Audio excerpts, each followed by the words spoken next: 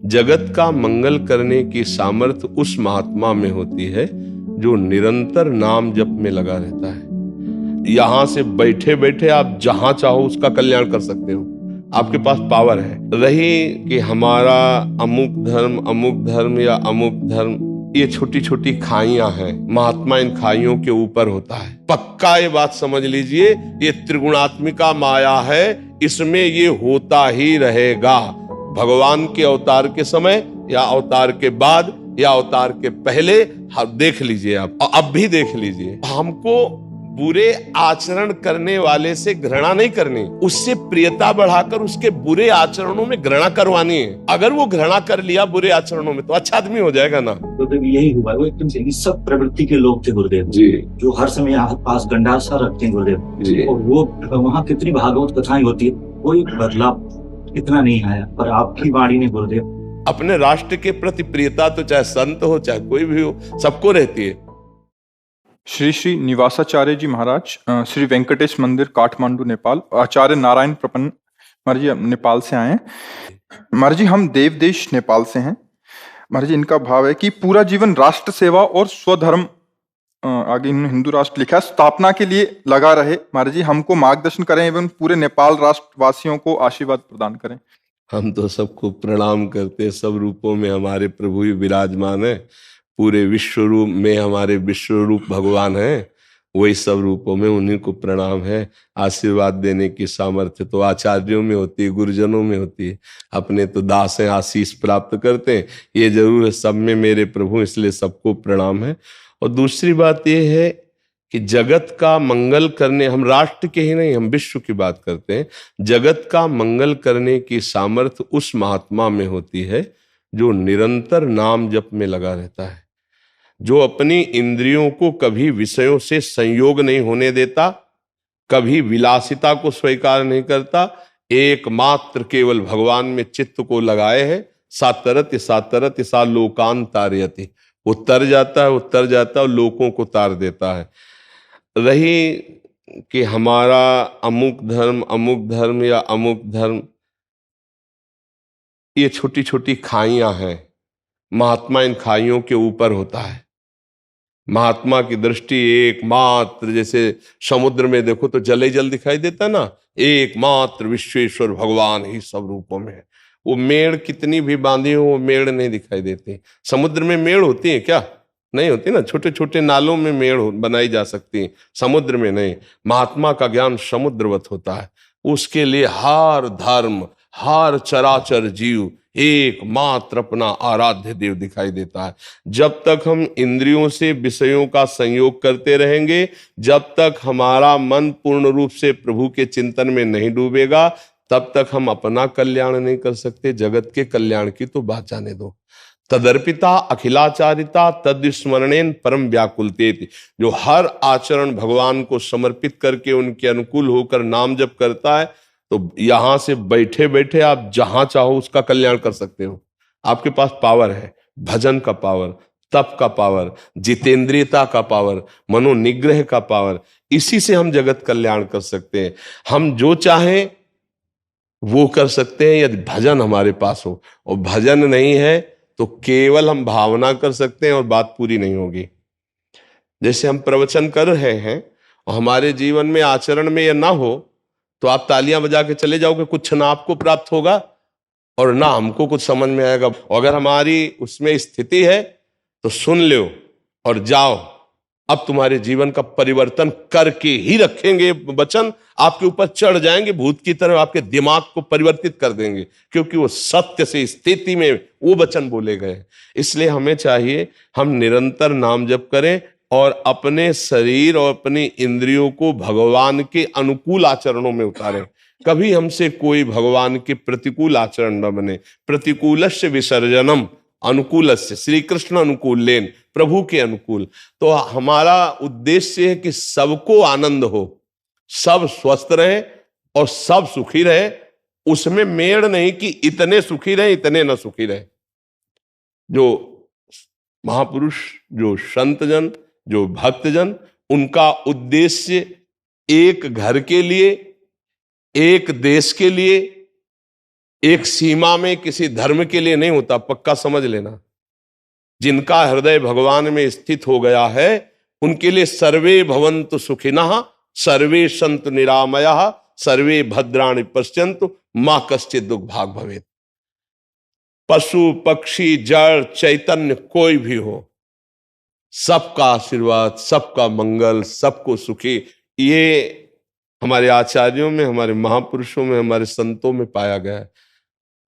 भारत हो या नेपाल हो या अन्य देश हो, सर्वत्र मेरे प्रभु का ही लीला विलास चल रहा है। सब रूपों में जड़ चैतन्य में मेरे प्रभु ही प्रकाशित है। ये हम जान जाएं और उसी प्रभु में आसक्त हो जाए तो सातरत सातरत सा लोकांतार्यति, वो स्वयं तर जाता है, स्वयं तर जाता है और लोकों को तार देता है। अगर बहुत सूक्ष्मता से विचार पूर्वक देखो तो 3 गुण हैं, कोई रोक नहीं सकता, किसी की ताकत नहीं।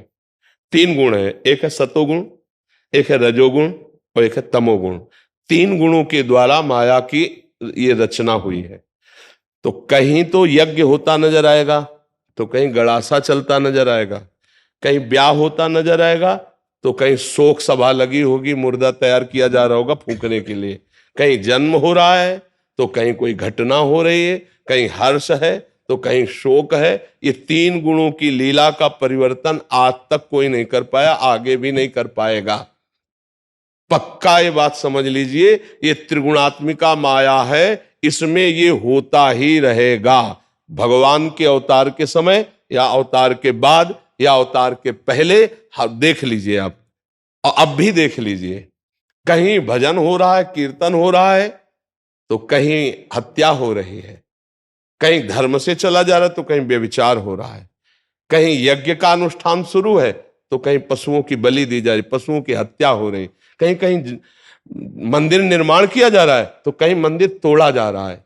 ये लीलाएं 3 गुणों से चलती रहेंगी, क्योंकि कोई राक्षसी स्वभाव का है, कोई दैवी स्वभाव का है, कोई राजसिक स्वभाव का है, वो अपने स्वभाव से वर्ताव करेगा।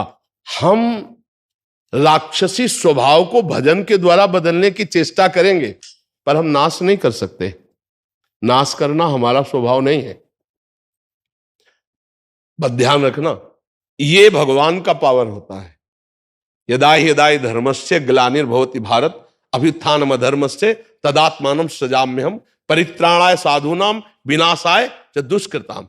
अपने लोग क्या करते हैं, दुष्कृति करने वाले स्वभाव को भजन से बदलने की चेष्टा करते हैं। हमारा क्या उद्देश्य है, हम पिट जाएंगे और भजन के बल से तुम्हारी बुद्धि को शुद्ध करने की चेष्टा करेंगे। बस दुख होगा हमको, जब अधर्म हो रहा है उसे देखकर दुख होगा, पर उसकी निवृत्ति के लिए हम अपने को कसेंगे, हम भूख प्यास सहकर भजन करेंगे और उस धर्म को पुष्ट करने की चेष्टा करेंगे। लेकिन जो अधर्म कर रहे हैं हम उनको नष्ट नहीं कर सकते, क्योंकि ये हमारी सामर्थ्य के बाहर की बात है।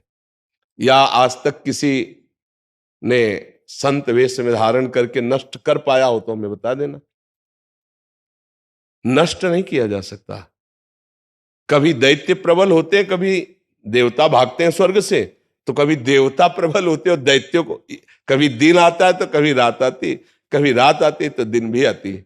ऐसे ही ये सृष्टि का क्रम चल रहा है। हमारा कर्तव्य क्या है, हाथ जोड़कर धर्म पूर्वक उपदेश आदि के द्वारा, भजन बल के द्वारा लोगों की मानसिकता को बदलकर भगवान की तरफ लगाना, आसुरी प्रवृत्ति से हटाकर, राजसिक प्रवृत्ति से हटाकर सात्विक प्रवृत्ति में लगाना, ये हम संतों का कार्य है।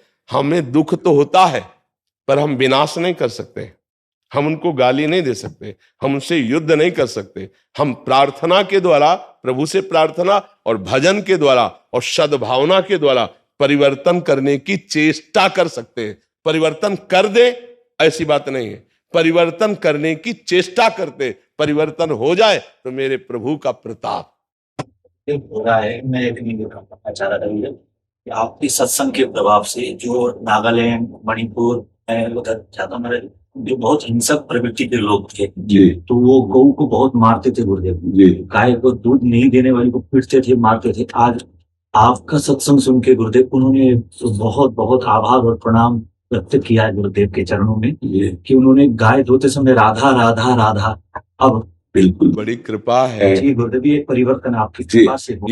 ये समाज की हमारे ऊपर बड़ी कृपा है। आज नौ युवक जन और ये जो नौ समाज है, ये हम पे बड़ी कृपा कर रहा है कि बात सुन रहा है और जीवन में मान रहा है। ये हमारी सामर्थ्य नहीं है, ये हमारी किशोरी जी की सामर्थ्य, राधा किशोरी की, उन्हीं का प्रताप चल रहा है, उन्हीं के प्रताप से परिवर्तन हो रहा है।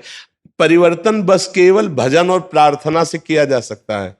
अपने लोग साधु हैं, अपने लोग बल का प्रयोग नहीं कर सकते, क्योंकि बल का प्रयोग द्वेषी के अंदर क्रोध भड़का देगा और दैन्यता का प्रयोग उसको झुका के उसके स्वभाव का परिवर्तन कर देगा। गुरुदेव यही हुआ, वो एकदम से हिंसक प्रवृत्ति के लोग थे गुरुदेव जी जो हर समय आस पास गंडासा रखते हैं गुरुदेव। जी, और वो वहाँ कितनी भागवत कथाएं होती है, कोई बदलाव इतना नहीं आया, पर आपकी वाणी ने गुरुदेव नहीं, ये श्री जी का प्रताप, ये राधा किशोरी का तो बहुत हृदय से उन्होंने आपको प्रणाम भेजा है। ये बोलने आया था आप। हाँ, किशोरी जी की तो यही हमारी प्रार्थना है कि खूब नाम जप करो और अंदर से भावना करो कि सबकी बुद्धि शुद्ध हो जाए। बुद्धि शुद्ध हो, देखो जैसे हम कहते हैं कोई शराब पीता है तो उससे घृणा मत करो, प्यार से उसकी शराब छुड़वा दो, बहुत अच्छा आदमी हो जाएगा। शराबी से घृणा नहीं करनी, हमको उसकी शराब छुड़वानी है। शराब छोड़ दिया ना, बहुत अच्छा आदमी हो जाएगा ना। जैसे कोई चोर है, उसकी अगर बुद्धि को शुद्ध कर दिया जाए, चोरी करना बंद कर दे, तो बड़े आदमी हो जाएगा ना। तो हमको बुरे आचरण करने वाले से घृणा नहीं करनी, उससे प्रियता बढ़ाकर उसके बुरे आचरणों में घृणा करवानी है। अगर वो घृणा कर लिया बुरे आचरणों में, तो अच्छा आदमी हो जाएगा ना। यही परिवर्तन होता है। संत के द्वारा बुराई का नाश होता, बुराई करने वाले का नहीं। भगवान जब अवतार लेते हैं और संत जब अवतरित होते हैं तो उनमें अंतर होता है। भगवान बुराई करने वाले नीच पुरुषों को अस्त्र के द्वारा उद्धार कर देते, लेकिन संत जन ऐसा नहीं। तभी मोरे मन प्रभु अस विश्वासा, राम ते अधिक राम कर दा। वो उस बुराई का नाश करके उस दुष्ट स्वभाव वाले को महात्मा बना देते हैं। महात्मा के संग से बुराई का त्याग करके वो स्वयं महात्मा बन जाता है। अच्छा, और अपने देश में प्रियता होना ये स्वाभाविक है। अपने राष्ट्र के प्रति, जैसे हम भारतवासी हैं तो हमारे जो भारतीय सैनिक आते हैं तो हमारे हृदय में एक जोश आता है, वीर रस आता है। हम उनको प्रणाम करते हैं, उनका स्वागत करते हैं कि आप हमारे देश की सीमा में लगकर भारी कष्ट को सहते हुए आप रक्षा करते हैं, इसलिए हम आपकी पूजा करते हैं, आपका सम्मान कर। क्यों? वो हमारे राष्ट्र की रक्षा में लगे हुए। तो राष्ट्र प्रियता अगर ना हो तो फिर हमें लगता है कि वो देशवासी कैसा। अपने राष्ट्र के प्रति प्रियता तो चाहे संत हो चाहे कोई भी हो, सबको रहती है।